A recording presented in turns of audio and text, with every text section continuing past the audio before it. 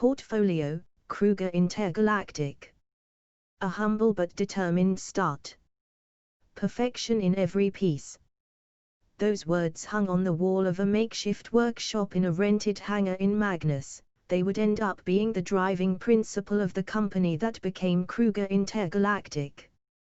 For all its success, few know this industry heavyweight's humble origins. In 2558, Ozell Kruger opened a workshop on her home planet of Boya in the Magnus system and called the company Kruger Intergalactic.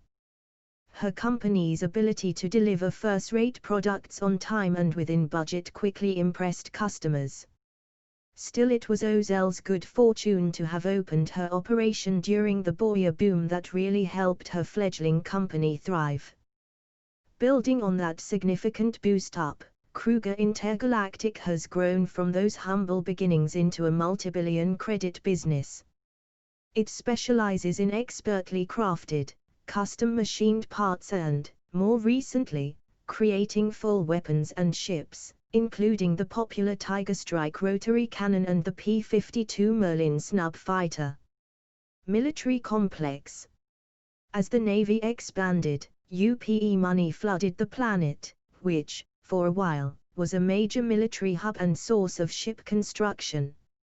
At the time, Kruger was still a small operation and did not have the infrastructure or production pipeline to compete for government contracts, so it focused on landing deals to produce components for larger companies. Kruger's selling point was the ability to manufacture a wide variety of parts for anything from weapons to construction equipment to ships.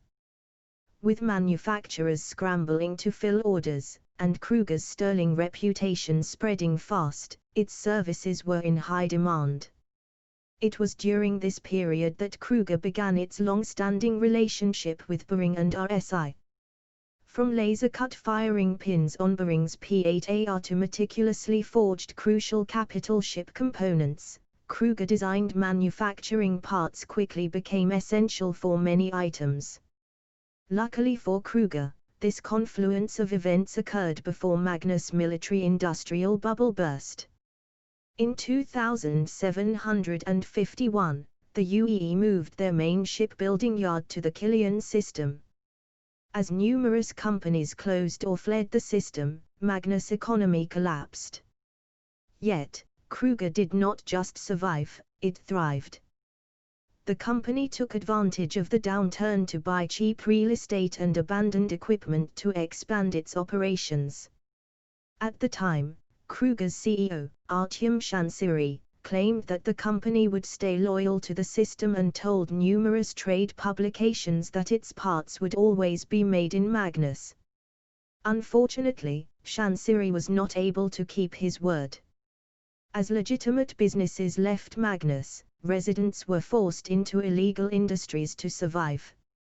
It was not long before Magnus had earned a reputation as a developed system with a frontier mentality.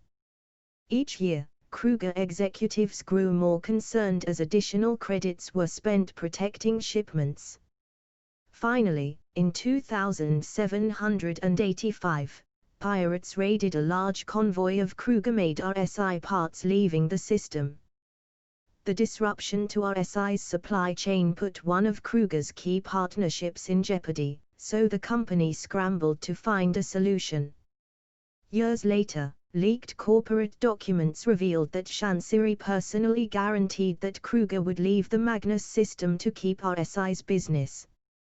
It was only a matter of finding a suitable, and cost-effective, new home for its massive operation. Eventually, Kruger found the ideal spot near Sherman on Castra II. The planet was originally a military base constructed during the Cold War with the Xi'an. In 2789, relations with the Xi'an had improved enough for the system to be designated for citizen and civilian use. With a significant amount of affordable space, solid infrastructure and, most importantly, safe and secure shipping routes, Sherman was an ideal destination. The moment the planet became open to non-military entities, Kruger moved in. Sherman has housed their headquarters ever since. The whole picture. After centuries of success as a parts manufacturer, it was an offhand remark by an executive at a board meeting that the company made all the parts for a gun, except for the gun itself, that would change Kruger's course forever. The seed was planted and it did not take long to sprout. The company's first entry into the weapons market was a line of ballistic Gatling guns named Tiger Strike. Their expert craftsmanship and straightforward design produced a slick and powerful weapon. At first, sales were sluggish. With Kruger having previously only been known by industry insiders, the weapon buyers of the verse were not quite sure what to make of this new kid on the block. Determined to show what it could do, Kruger cut a deal with Aegis. Kruger gave Aegis a discount on parts production in exchange for them changing the Avengers stock weapon to the Tiger Strike. Soon, with both military and advocacy personnel singing the gun's praises, its popularity rapidly rose. The success of the Tiger Strike encouraged the company to continue developing other weapons. Following its successful transition to full-scale weapons manufacture, Kruger set its sights on making ships. After the sluggish beginning of its weapons program, it knew this would pose a significantly higher financial risk, so it needed to figure out a way to enter the field without being fully exposed. For this endeavor, it once again leveraged its strengths and looked to a larger company for a leg up.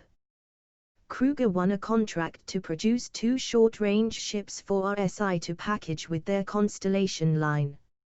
Of course, those ships, the P-52 Merlin and P-72 Archimedes, heavily feature Kruger parts and weapons. Ozell Kruger opened her original workshop intent on making quality parts. Few could have predicted just how far that initial dedication would take the company. Now the words that once graced her original shop, "perfection in every piece," have become the motto of a company known and respected throughout the empire.